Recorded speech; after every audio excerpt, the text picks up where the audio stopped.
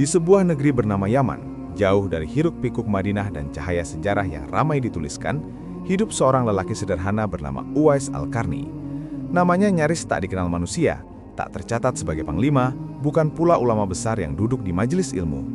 Namun, di langit, namanya bergema. Di sisi Allah, kedudukannya tinggi. Uwais hidup dalam kesederhanaan yang nyaris tak terlihat. Pekerjaannya mengembala kambing, pakaiannya kasar, dan hidupnya jauh dari kemewahan. Ia tidak memiliki rumah besar, tidak pula kedudukan sosial yang membuat orang menoleh.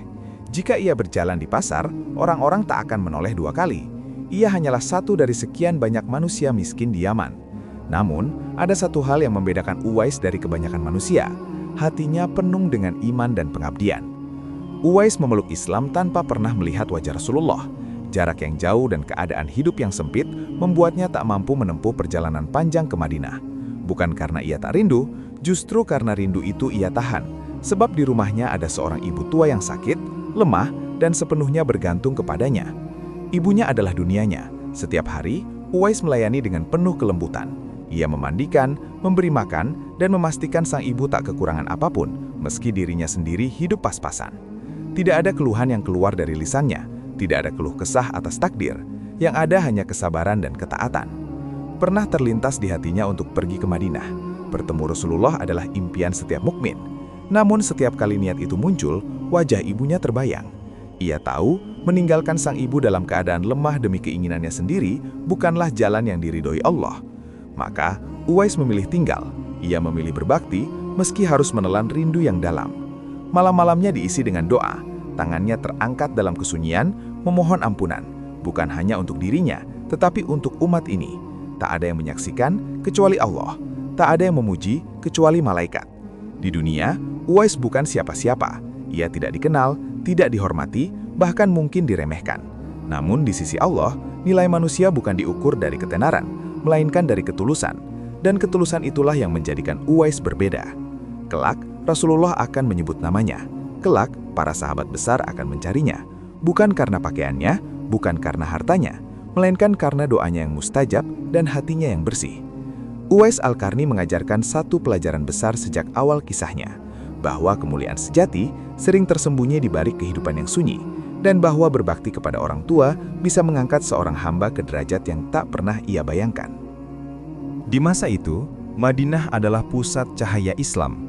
Dari sanalah wahyu diturunkan, hukum ditegakkan, dan akhlak Rasulullah SAW memancar ke seluruh penjuru. Setiap muslim yang mampu akan berusaha datang, sekedar menatap wajah beliau, duduk di majelisnya, atau menyampaikan salam secara langsung.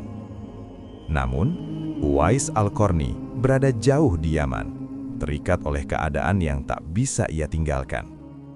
Ia mendengar tentang Rasulullah SAW dari para musafir dan kafilah yang singgah.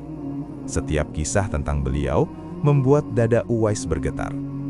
Cara Rasulullah SAW berbicara, kelembutannya pada fakir miskin, keadilannya pada kawan dan lawan, semua itu hidup di hati Uwais, meski matanya tak pernah memandang langsung. Keimanannya tumbuh bukan karena kedekatan fisik, melainkan karena keyakinan yang dalam. Ia percaya sepenuh hati tanpa perlu bukti kasat mata. Baginya, kebenaran Islam tak bergantung pada melihat, tetapi pada menerima dan tunduk sepenuhnya kepada Allah. Suatu hari, Uwais memohon izin kepada ibunya untuk pergi ke Madinah. Sang ibu memahami rindunya, namun kondisi tubuhnya yang renta membuat perjalanan itu berisiko. Dengan kasih sayang, ibunya memberi syarat. Uwais boleh pergi, asalkan tidak lama dan harus segera kembali jika ia dipanggil. Uwais pun berangkat. Jarak jauh ditempuh dengan penuh harap. Namun takdir berkata lain. Saat ia tiba di Madinah, Rasulullah SAW sedang tidak berada di rumah. Uwais berdiri di depan pintu. Hatinya bergetar. Ia bisa menunggu. Ia bisa tinggal lebih lama. Tapi ia teringat pesan ibunya. Dengan berat hati, Uwais memilih kembali ke Yaman tanpa bertemu Rasulullah SAW. Keputusan itu mungkin tampak sederhana bagi manusia. Tetapi di sisi Allah, itulah ujian besar. Ia menukar keinginannya yang paling dalam dengan ketaatan kepada orang tua. Dan pilihan itu bukanlah kehilangan, melainkan kemuliaan yang tersembunyi. Rasulullah Shallallahu Alaihi Wasallam kelak akan menyebutnya. Beliau Shallallahu Alaihi Wasallam akan menyampaikan kepada para sahabat tentang seorang lelaki dari Yaman bernama Uwais yang memiliki ibu dan sangat berbakti kepadanya. Seorang yang doanya dikabulkan meski tak pernah duduk di majelis Nabi. Uwais kembali ke kehidupannya yang sunyi. Ia menggembala, beribadah, dan berdoa. Tidak ada kebanggaan dalam dirinya. Ia tak merasa telah melakukan sesuatu yang besar. Ia hanya melakukan apa yang ia yakini paling diridhoi Allah. Dan disitulah letak keagungan Uwais Al-Qarni. Iman yang teguh tanpa perjumpaan, cinta yang dalam tanpa pengakuan, dan ketaatan yang lebih ia utamakan daripada impian terbesar seorang mukmin. Di tengah-tengah majelis para sahabat, Rasulullah Shallallahu Alaihi Wasallam suatu hari menyebut sebuah nama yang belum pernah mereka dengar sebelumnya. Bukan nama panglima, bukan pula tokoh terpandang di Madinah. Nama itu datang dari arah Yaman, dari kehidupan yang sunyi dan jauh dari sorotan manusia. Nama itu adalah Uwais Al-Qarni. Rasulullah Shallallahu Alaihi Wasallam bersabda bahwa akan datang kepada mereka seorang lelaki dari Yaman, dari kabilah Murad, kemudian dari Qarni. Ia dahulu memiliki penyakit belang, lalu Allah menyembuhkannya kecuali bekas kecil sebesar dirham. Ia memiliki seorang ibu, dan ia sangat berbakti kepadanya. Jika ia bersumpah atas nama Allah, niscaya Allah akan mengabulkannya. Rasulullah pun berpesan, jika para sahabat bertemu dengannya, mintalah ia memohonkan ampun kepada Allah. Para sahabat terdiam, mereka saling berpandangan. Betapa anehnya, seorang yang tak pernah datang ke Madinah, tak pernah duduk di majelis Nabi, justru disebut dengan kemuliaan sebesar itu. Bahkan Rasulullah SAW memerintahkan sahabat-sahabat besar untuk meminta doa kepadanya. Bagi Uwais sendiri semua itu terjadi tanpa ia ketahui. Di Yaman, ia tetap menjalani hidupnya seperti biasa. Ia tak tahu bahwa namanya disebut di Madinah. Ia tak tahu bahwa Rasulullah SAW mengenalnya, mendoakannya, dan memuliakannya. Ia tak menunggu pengakuan manusia karena hatinya telah penuh dengan keridhaan Allah. Pesan Rasulullah itu tersimpan rapi di ingatan para sahabat. Tahun demi tahun berlalu, Rasulullah SAW wafat dan Islam terus meluas. Namun wasiat itu tidak dilupakan. Setiap musim haji, Umar bin Khattab bertanya kepada rombongan Yaman tentang seorang bernama Uwais Al-Qarni. Ia menanyakan ciri-ciri yang disebutkan Rasulullah SAW dengan penuh kehati-hatian. Bagi Umar, ini bukan sekedar mencari seorang lelaki. Ini adalah upaya menunaikan amanah Rasulullah. Seorang khalifah besar yang disegani di seluruh negeri Islam rela bertanya dari satu rombongan ke rombongan lain hanya demi menemukan seorang hamba yang tak dikenal manusia. Kisah ini menjadi bukti bahwa ukuran kemuliaan di sisi Allah sangat berbeda dengan ukuran dunia. Yang tak dikenal di bumi bisa jadi terkenal di langit. Yang tak pernah berdiri di mimbar bisa jadi doanya lebih kuat daripada pidato para pemimpin. Dan Uwais Al-Qarni dengan kehidupannya yang sederhana dan sunyi telah menjadi bukti nyata bahwa kedekatan kepada Allah tidak selalu terlihat, namun selalu nyata. Musim haji kembali tiba. Di tengah lautan manusia yang datang dari berbagai penjuru, Umar bin Khattab berdiri memperhatikan rombongan demi rombongan yang datang dari Yaman. Wajahnya tegas, namun matanya penuh kehati-hatian. Ia mengingat betul pesan Rasulullah SAW tentang seorang lelaki bernama Uwais Al-Qarni. Umar bertanya kepada rombongan Yaman satu persatu, apakah di antara kalian ada yang bernama Uwais Al-Qarni? Sebagian menjawab tidak tahu, sebagian lainnya menggeleng. Hingga akhirnya seseorang menunjuk ke arah seorang lelaki yang berdiri agak jauh, pakaiannya sederhana dan tubuhnya tampak kurus. Itu Uwais, kata mereka, seorang penggembala, tidak dikenal. Umar mendekat. Ia memperhatikan lelaki itu dengan saksama.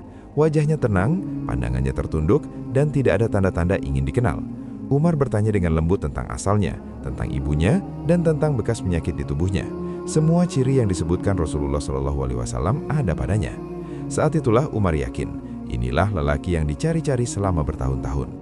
Dengan penuh ketawaduan, Umar berkata, "Aku mendengar Rasulullah SAW menyebut namamu.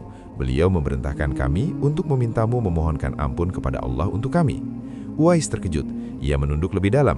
Air mukanya berubah. Bukan bangga yang muncul, melainkan ketakutan. Ia merasa tak layak.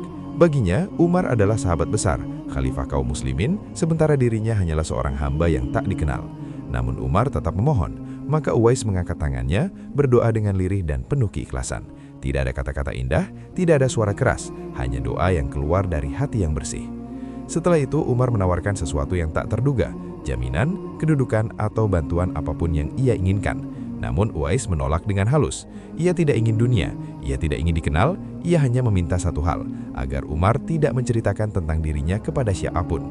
Uwais takut ketenaran, ia khawatir hatinya berubah, ia khawatir keikhlasannya tercemar.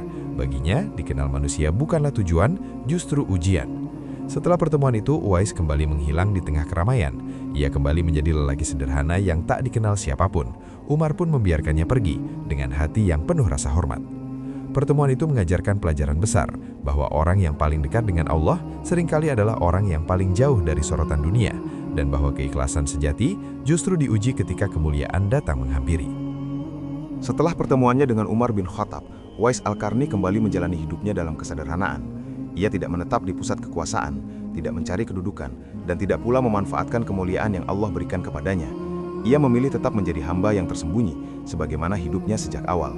Uwais sangat menjaga hatinya. Ia memahami bahwa pujian manusia bisa menjadi ujian yang lebih berat daripada kesempitan hidup. Karena itu, ia menjauh dari sorotan, berpindah dari satu tempat ke tempat lain agar keikhlasannya tetap terpelihara. Baginya, dikenal manusia bukanlah tujuan, bahkan sesuatu yang ia khawatirkan. Tentang akhir kehidupan Uwais Al-Qarni, riwayat yang sampai kepada kita sangat sedikit dan tidak disebutkan secara tegas dalam hadis sahih. Para ulama sejarah menyebutkan beberapa keterangan yang berbeda-beda, namun tidak ada penetapan pasti mengenai waktu, tempat, maupun keadaan wafatnya. Hal ini sejalan dengan jalan hidup Uwais sendiri, tenang, sederhana, dan jauh dari perhatian. Yang pasti, Uwais wafat dalam keadaan membawa iman dan amal. Ia tidak meninggalkan warisan harta, tidak pula nama besar di panggung dunia, namun ia meninggalkan teladan yang jauh lebih berharga, keikhlasan yang murni, dan bakti yang luar biasa kepada orang tua. Kisah Uwais Al-Qarni mengajarkan bahwa kedekatan kepada Allah tidak selalu diiringi dengan ketenaran. Seseorang bisa tinggi derajatnya di sisi Allah, meski nyaris tak dikenal oleh manusia. Ukuran kemuliaan bukan pada seberapa sering nama disebut, melainkan pada seberapa tulus hati beribadah. Di zaman ketika banyak orang berlomba ingin terlihat dan diakui, Uwais berdiri sebagai pengingat yang sunyi namun kuat, bahwa Allah mengenal hamba-hambanya meski dunia tidak. Dan barangkali itulah kemuliaan sejati, dikenal di langit meski dilupakan di bumi.